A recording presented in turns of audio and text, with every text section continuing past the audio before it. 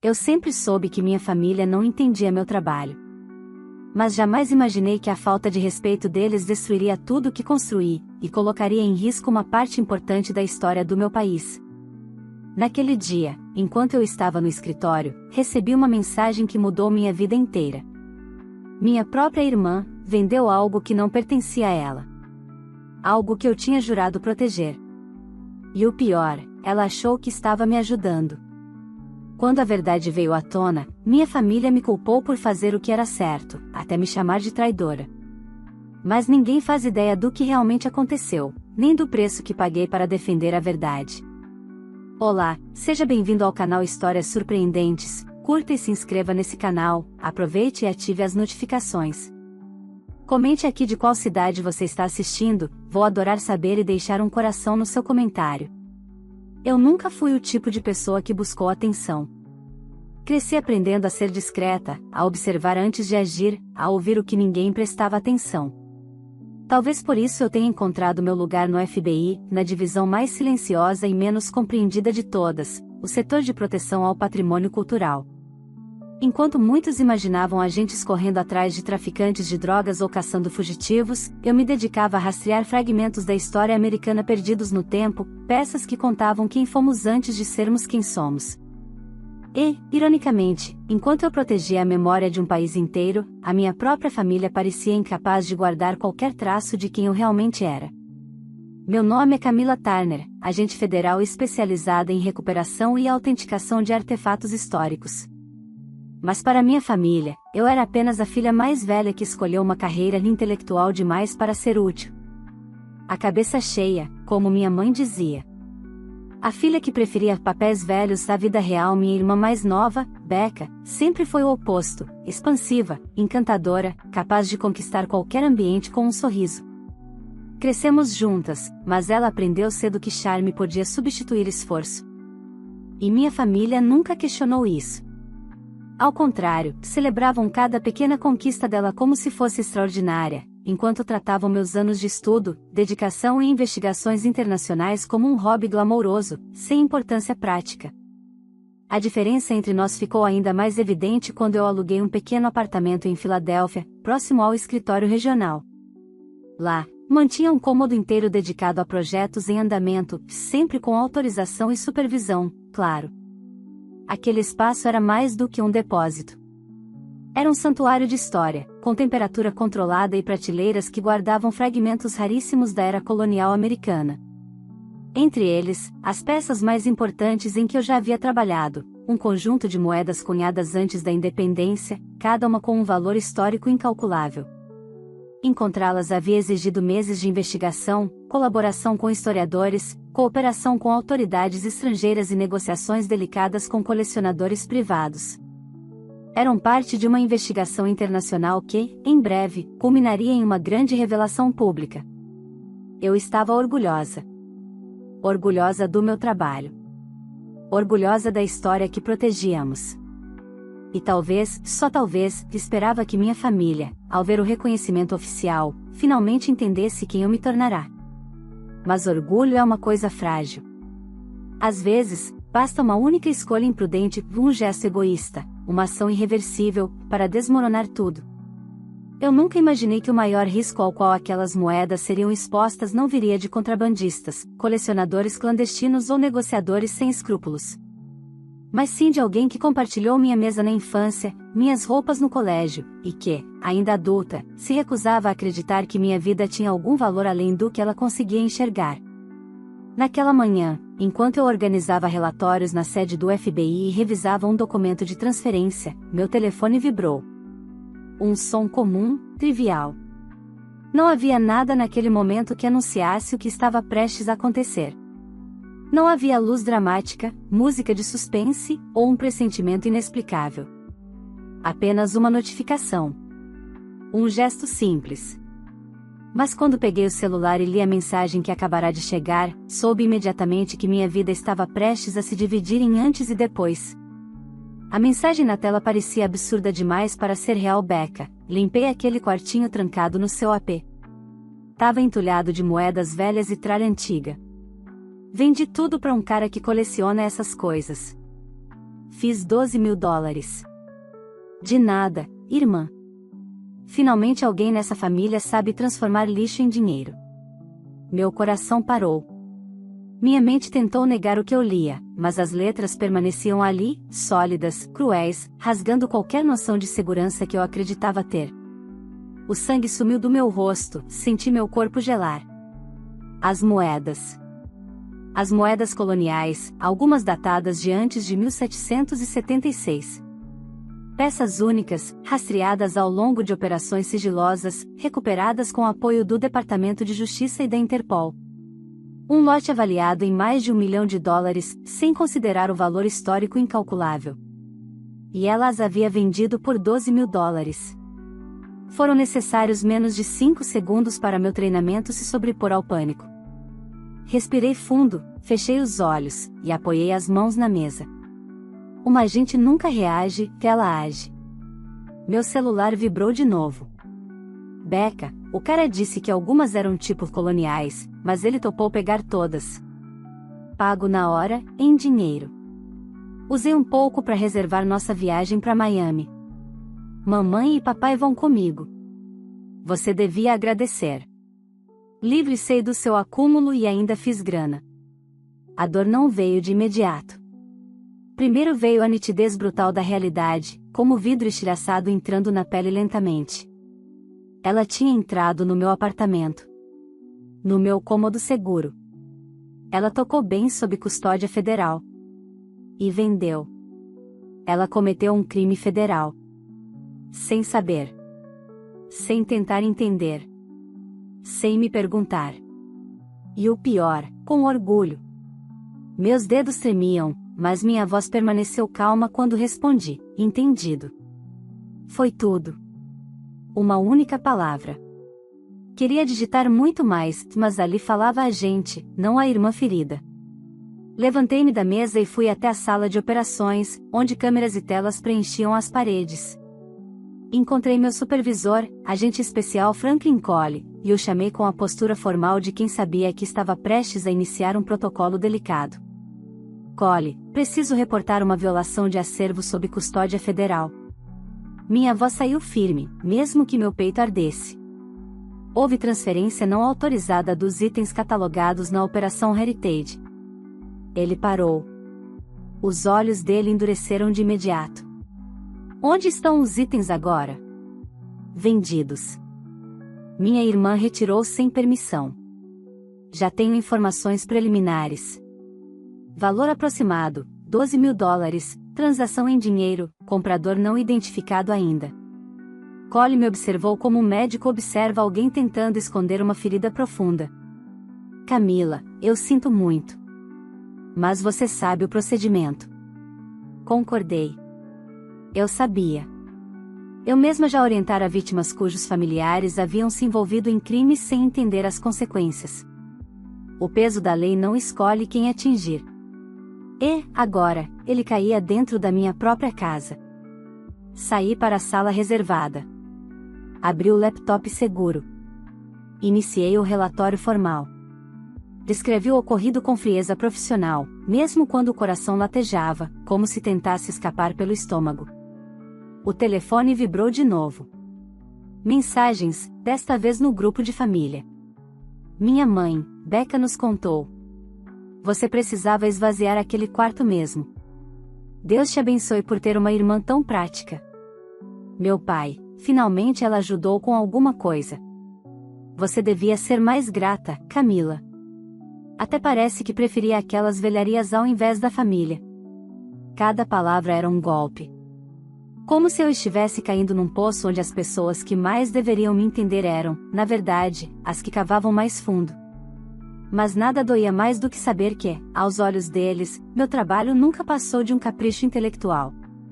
Enquanto eu lutava para proteger fragmentos da história do país, minha família acreditava que eu armazenava moedas velhas. E, agora, meu próprio sangue tinha se tornado o risco que nem o FBI poderia prever. Cole entrou na sala minutos depois.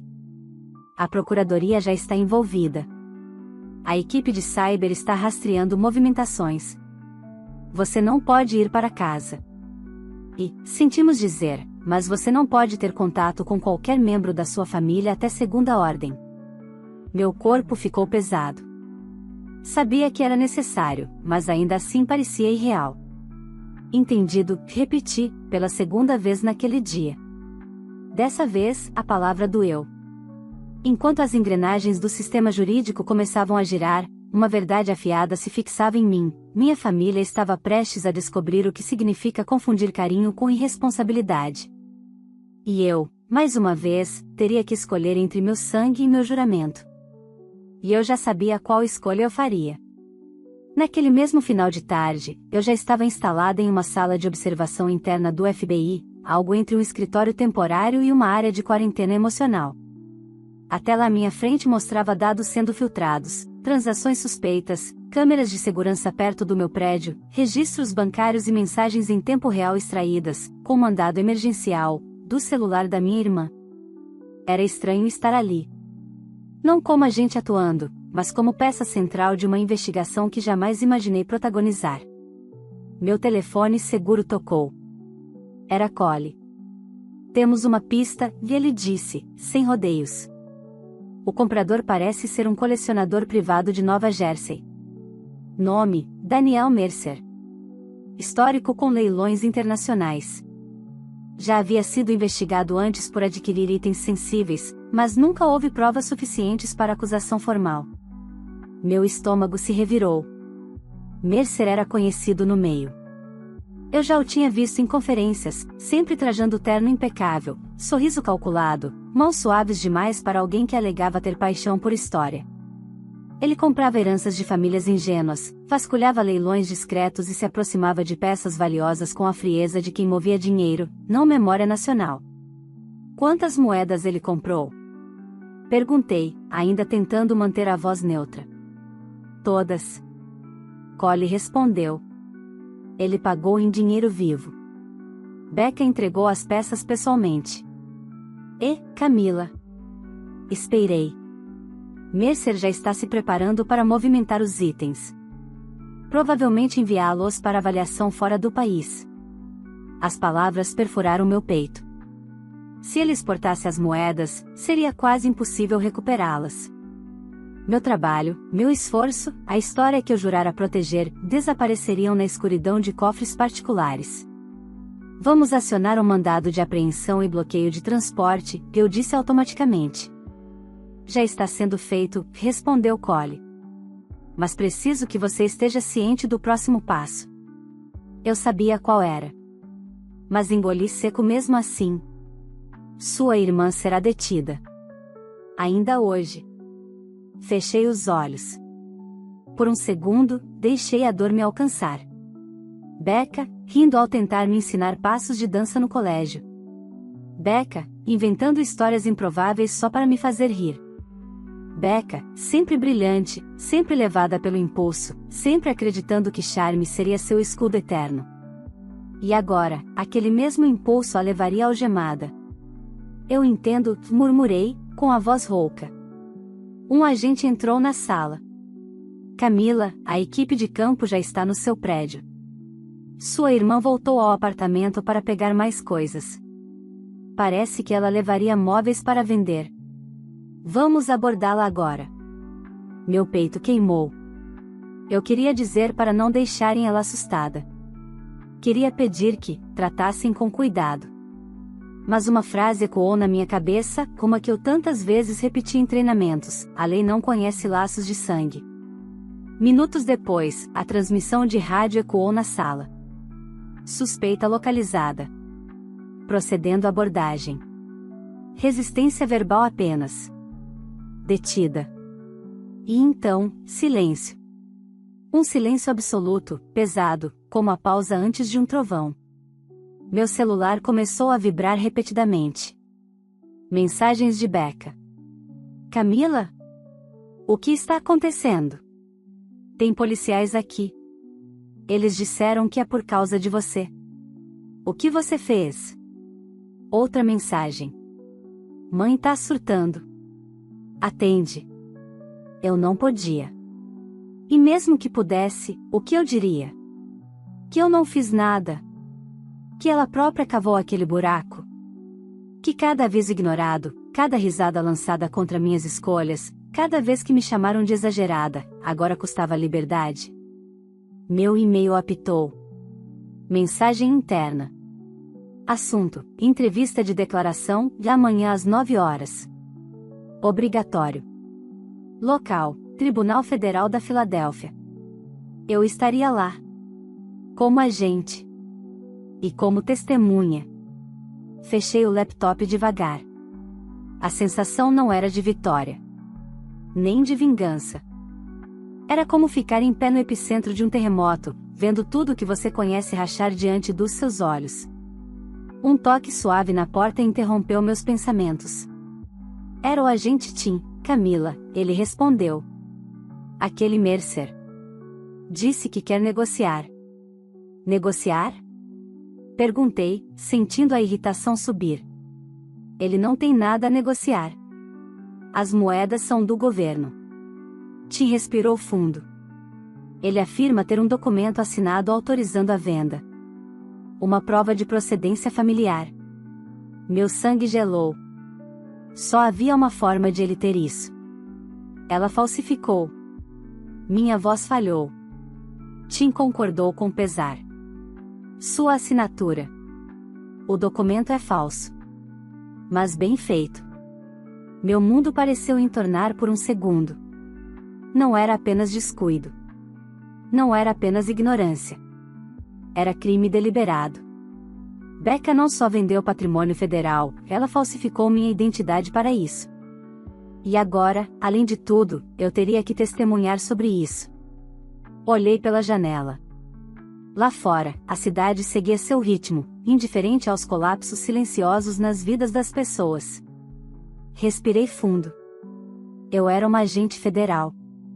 Eu protegia o que era maior do que eu, maior do que uma casa, maior do que qualquer laço. Mas naquele momento, a pergunta que me atravessou não tinha nada de técnica: será que existe alguma forma de preservar a história sem perder a minha própria? E eu ainda não tinha resposta. A noite posterior à prisão de Becca foi longa demais para ser medida em horas. Eu permaneci em um apartamento funcional do FBI, um espaço neutro, frio, pensado para agentes em operações e não para corações despedaçados. A cama era arrumada com perfeição militar, a chaleira emitia vapor constante, e eu, sentada à mesa, tentava alinhar pensamentos que simplesmente se negavam a obedecer. Meu celular pessoal estava bloqueado pela equipe jurídica, preservado como evidência. O seguro, o oficial, repousava sobre a mesa, vibrando ocasionalmente com alertas da central. Eu ignorava todos. Sabia que o mundo lá fora fervilhava com perguntas. Minha família, a imprensa que talvez já farejava algo, o próprio Mercer tentando se safar. Mas ali, naquele silêncio hermético, eu permiti que uma verdade me atravessasse. Eu não estava apenas participando de uma investigação, eu era o terremoto que havia arrancado o chão da minha família. O sol ainda nem havia tocado o horizonte quando me chamaram para o Tribunal Federal. O prédio, com seus corredores de mármore e eco impessoal, nunca me parecerá tão imponente. Eu já havia prestado depoimentos antes, contra contrabandistas, marchandos inescrupulosos, colecionadores influentes. Mas testemunhar sobre o crime cometido pela minha própria irmã tinha um peso diferente, um nó no estômago que nenhuma disciplina policial conseguia desfazer. À entrada, vi meus pais. Minha mãe estava com os olhos inchados, o rosto marcado por uma mistura de desespero e indignação. Meu pai mantinha a postura rígida de sempre, mas seus ombros caídos denunciavam exaustão emocional. Quando nossos olhares se encontraram, não houve reconhecimento, apenas acusação. Você fez isso, minha mãe sussurrou, avançando um passo. Sua própria irmã. Sua família. Como você pôde? Eu respirei fundo. Não podia, não iria, discutir ali.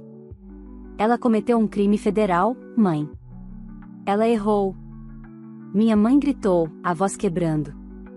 Mas você é irmã dela. Você deveria protegê-la, não entregá-la. Meu pai interveio, voz baixa, dura. Não precisava ter chegado a esse ponto, Camila.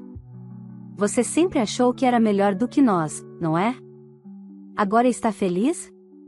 Destruiu sua própria família por umas moedas velhas? Dessa vez, fui eu quem deu um passo à frente. Eu protegi o que jurei proteger. Becca vendeu cultura nacional. Falsificou minha assinatura.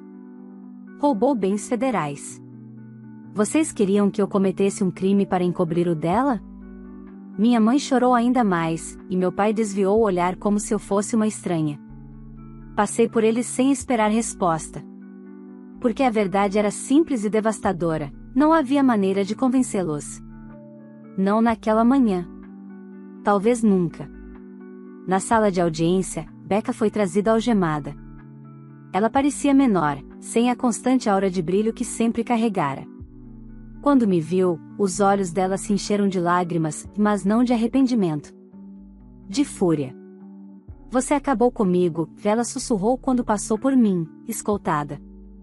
Eu te odeio. Ouvir isso seria suficiente para quebrar muita gente. Eu senti a lâmina, sim. Mas não permiti que ela penetrasse além da superfície. Eu precisava ser agente. Depois eu poderia ser humana. O juiz entrou. O procurador apresentou as acusações: roubo de patrimônio federal, falsificação de documento oficial, obstrução, transação ilícita de bens culturais. Palavras pesadas, duras, reais. Cada uma delas um tijolo no muro que se erguia entre nós para sempre. Quando chamaram meu nome para depor, caminhei até o púlpito com passos firmes. O juramento soou alto no silêncio absoluto da sala. Prometi dizer a verdade. E disse. Expliquei o valor histórico das moedas, o processo de recuperação, o sigilo, a cadeia de custódia, a importância cultural para o país. Contei como minha irmã teve acesso, como retirou os itens, como tentou vendê-los e como falsificou minha assinatura. Minha voz não tremeu. Meus olhos não desviaram. Eu não chorei, não ali. Minha dor não pertencia àquela sala, minha verdade, sim. Quando terminei meu depoimento, Becca me encarou, o rosto contorcido de ódio e incredulidade. Você não é minha irmã. Sibilou. Eu pensei na criança que ela foi, nas risadas compartilhadas, nos segredos de adolescência. E tive que aceitar que aquilo tudo havia morrido muito antes daquela audiência. Talvez no dia em que ela decidiu que minhas conquistas eram menos importantes que a própria impulsividade. Talvez no dia em que minha família escolheu ignorar a pessoa que eu realmente era. Mercer foi o próximo a ser citado. Ele confirmou que pensava estar comprando moedas de família. Tentou se vitimizar, dizendo que confiou no documento. Mas o promotor o desmontou peça por peça, ele sabia o que estava fazendo. Ele cheirava a ilegalidade como um tubarão cheira sangue. Quando a sessão encerrou, o juiz adiou a decisão para a fase de sentença. Todos se levantaram. Eu permaneci sentada por um segundo, respirando fundo, tentando recuperar minhas partes internas antes de enfrentar o mundo externo novamente. Quando saí da sala, meus pais não estavam mais ali. Apenas o corredor vazio. Uma metáfora perfeita. Lá fora, o ar frio me atingiu como uma lâmina. Eu puxei a respiração com dificuldade. Pela primeira vez desde que tudo começara, minhas pernas fraquejaram, e eu me apoiei na parede. Era engraçado. Eu passava a vida caçando ladrões de história. E agora descobria que, às vezes, quem rouba nossa história não é o criminoso lá fora, mas quem cresce ao nosso lado. Eu me endireitei, limpei o rosto e caminhei rumo ao carro do FBI que me aguardava. A batalha legal estava só começando, e a emocional, essa eu sabia que duraria anos. E, no fundo, uma pergunta persistia como um eco amargo: quando a justiça finalmente fosse feita, será que ainda sobraria alguma família para eu voltar? Nos dias que seguiram a audiência, a minha vida se dividiu em duas linhas paralelas: a rota objetiva, onde eu continuava meu trabalho no FBI, redigindo relatórios, acompanhando a cadeia de custódia das moedas recuperadas e cooperando com a Promotoria Federal, e a rota invisível, que ninguém via, onde cada silêncio da minha família ecoava como uma sentença à parte. Mercer tentou negociar. Prometeu entregar tudo, jurou não ter intenção criminosa, alegou ter confiado na vendedora inocente. Mas os relatórios de inteligência falavam mais alto: aquele homem buscava brechas, e desta vez não havia nenhuma para se esconder. Quando a equipe de campo recuperou as moedas na casa dele, bem embaladas, prontas para serem transportadas para um avaliador clandestino na Europa, Mercer entendeu, finalmente, que não estava negociando com ingenuidade, e sim com o governo dos Estados Unidos. Enquanto acompanhava os agentes registrando as peças, senti algo que não estava preparada para sentir, um misto de alívio e exaustão. As moedas estavam ali, intactas, polidas pelo tempo, marcadas pelo peso da história. Eram testemunhas silenciosas de quem fomos antes da independência, moedas cunhadas quando este país ainda era uma promessa. Séculos depois, eram testemunhas de outra história, a minha. Eu deveria me sentir vitoriosa. Mas aquele triunfo era quieto, pesado. Como se, para salvar a história do país, eu tivesse sacrificado a minha. A repercussão interna no FBI foi inevitável. Cole me garantiu respaldo e respeito institucional, mas a verdade é que qualquer agente que se vê envolvido pessoalmente em uma investigação vira assunto. Alguns sussurravam com empatia. Outros, com curiosidade. Uma minoria, com julgamento. Eu entendia, não era o tipo de história que se vivia e fingia que nada aconteceu. Em casa, ou no que antes chamava de casa, o silêncio permanecia absoluto. Minha mãe não respondia a qualquer e-mail protocolar da defesa da Becca, que tentava obter apoio familiar para a redução de pena. Meu pai não me ligava. Minha irmã mais nova, que havia mantido distância desde o início, enviou uma única mensagem: eu não sei o que sentir. Só sei que nada vai voltar a ser como era. Eu li aquela frase 10 vezes. E pela primeira vez, percebi algo simples, cruel e libertador: talvez nada devesse voltar a ser como era. Eu havia passado anos tentando ser vista por minha família. Tentando ser compreendida. Tentando caber em um espaço onde nunca me quiseram completa, apenas em pedaços convenientes. Mas havia sacrifícios que nem o sangue exigia. E havia valores que não podiam ser negociados. Minha verdade tinha um preço. Eu estava pagando. Certa tarde, enquanto revisava documentos no escritório, Cole se aproximou com uma pasta nas mãos. Ele se sentou diante de mim, o rosto sereno, mas os olhos alertas. A acusação formal completa foi protocolada, disse ele. Sua irmã está aceitando a responsabilidade parcial. A defesa está tentando negociar uma pena reduzida, mas a falsificação complica as coisas. Concordei. Sabia disso. Era inevitável. Eles estão usando uma linha emocional forte no pedido, e ele continuou. Estão dizendo que ela agiu por impulso, que a família acreditava que você estava acumulando objetos sem valor, eles estão tentando insinuar que sua conduta foi distante.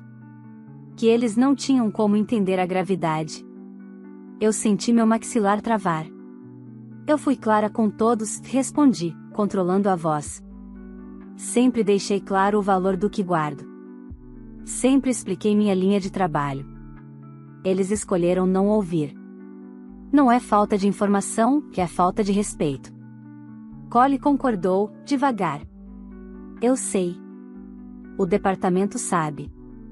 Mas a defesa funciona com narrativas, tanto quanto com fatos. Respirei fundo. Era engraçado, minha família sempre disse que eu era a intelectual fria, a filha que pensava demais e sentia pouco. Mas naquele momento, o que doía não era racional, era profundamente humano.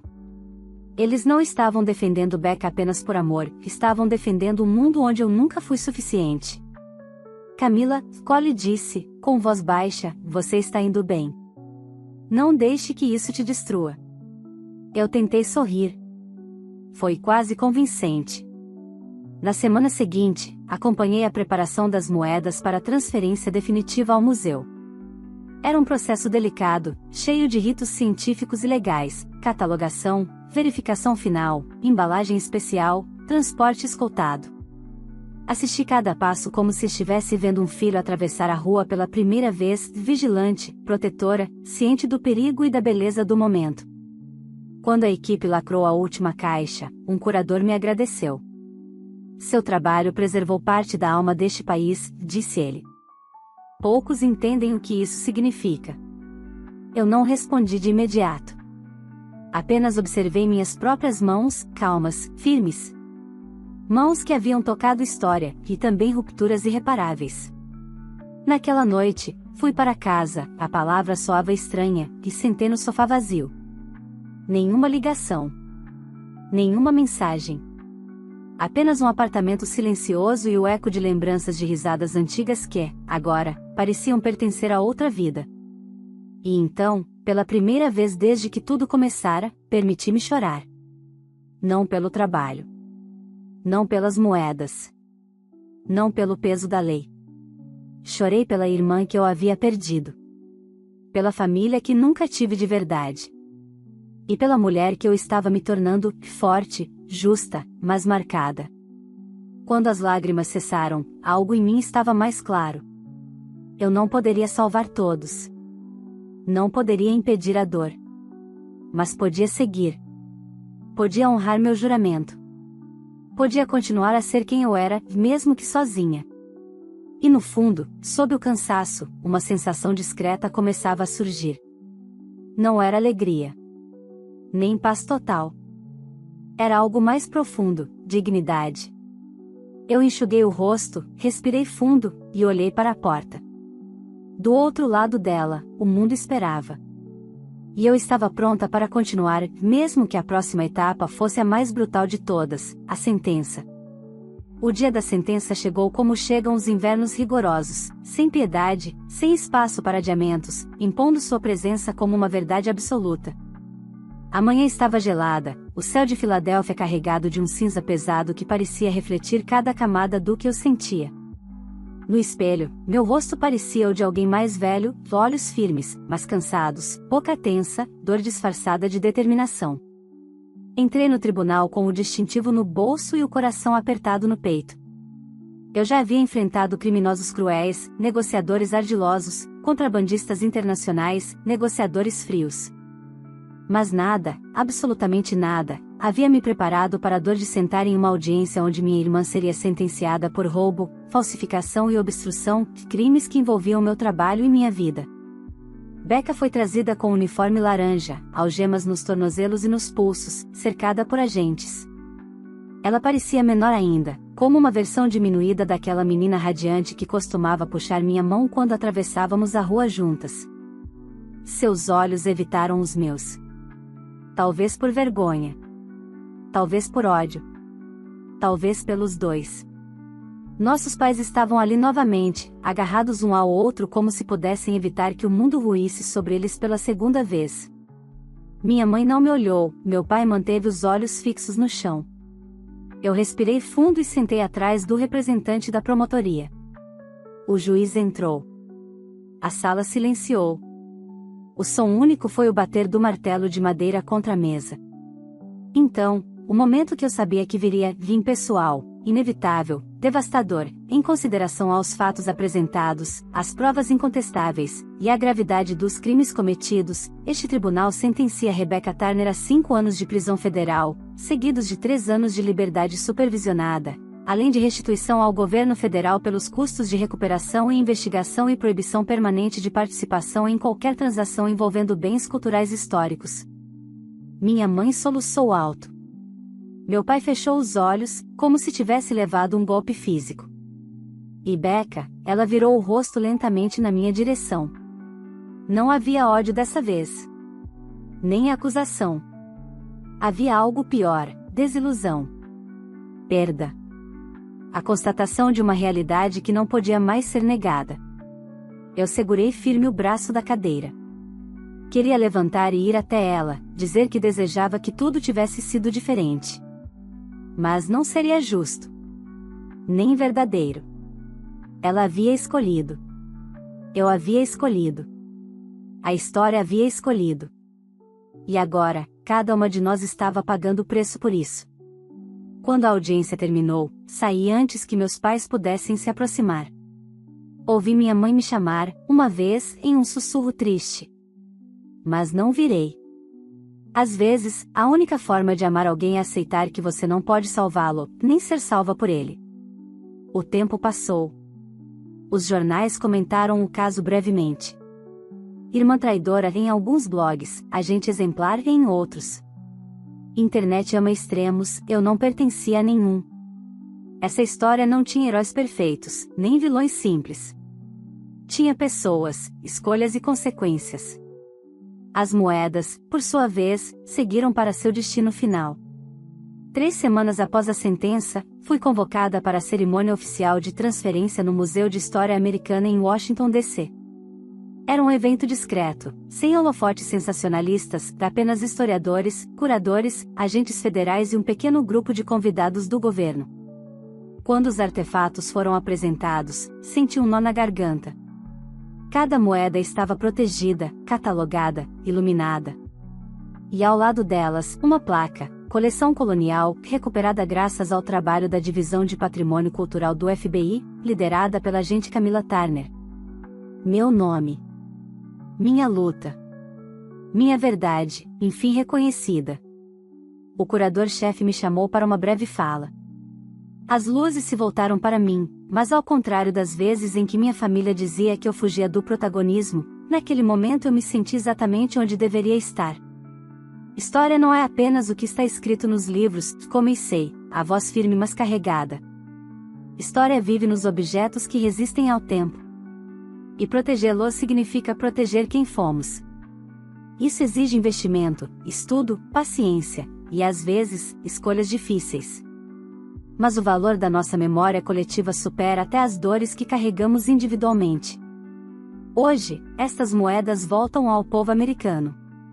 E isso, minha voz vacilou por um instante, mas recuperei, e isso vale tudo. A plateia aplaudiu. Não com euforia, mas com reverência. O tipo de aplauso que não exalta o indivíduo, mas o propósito. Quando a cerimônia terminou, saí para a área externa do museu. O vento era fresco, o fim de tarde pintava o céu com tons de cobre e vinho. Fiquei ali parada, observando a cidade que já tinha visto revoluções, guerras, contradições e renascimentos. Uma cidade que entendia como ninguém o preço da liberdade. Meu celular vibrou. Era um número desconhecido. Atendi. Camila? Uma voz tremida disse. Era Becca.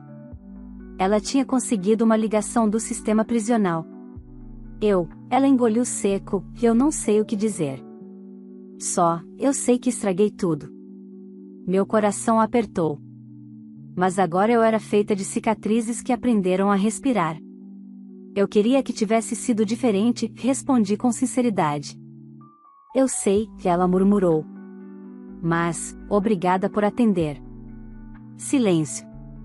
Por um instante, éramos só 2 garotas que cresceram juntas e se perderam no caminho da vida. Disse, Becca, e eu disse, calma. Você também, e ela respondeu. E, me desculpa. A chamada caiu. Não chorei. Não sorri. Apenas respirei, sentindo o peso e a leveza coexistirem dentro de mim. Algumas histórias não terminam com reconciliação perfeita.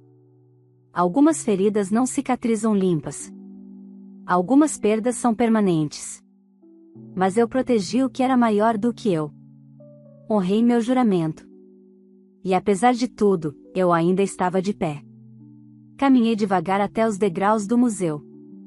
Olhei para trás, para as janelas iluminadas que guardavam as moedas. Depois para frente, para a cidade que se espalhava viva e vastamente. E soube, com uma certeza profunda, eu não tinha perdido minha história. Eu a tinha conquistado. Se você chegou até aqui, me conta, no lugar dessa protagonista, você teria coragem de defender a verdade, mesmo que isso custasse sua família? Ou teria feito o que muitos fazem e fechado os olhos para proteger quem ama? Essa é uma escolha difícil, e eu quero saber o que você faria. Se essa história mexeu com você, deixa o like, isso ajuda muito esse conteúdo a alcançar mais pessoas que gostam de histórias fortes e emocionantes como essa. Não esqueça de se inscrever no canal para acompanhar as próximas narrativas, aqui sempre tem histórias cheias de tensão, superação e decisões que mudam destinos. Compartilhe esse vídeo com alguém que valoriza justiça e integridade, ou com alguém que já passou por uma situação parecida. E antes de ir, comenta aqui embaixo, qual teria sido sua decisão? E diz também de qual cidade você está assistindo, para que eu possa te dar um coração no comentário. Nos vemos no próximo episódio.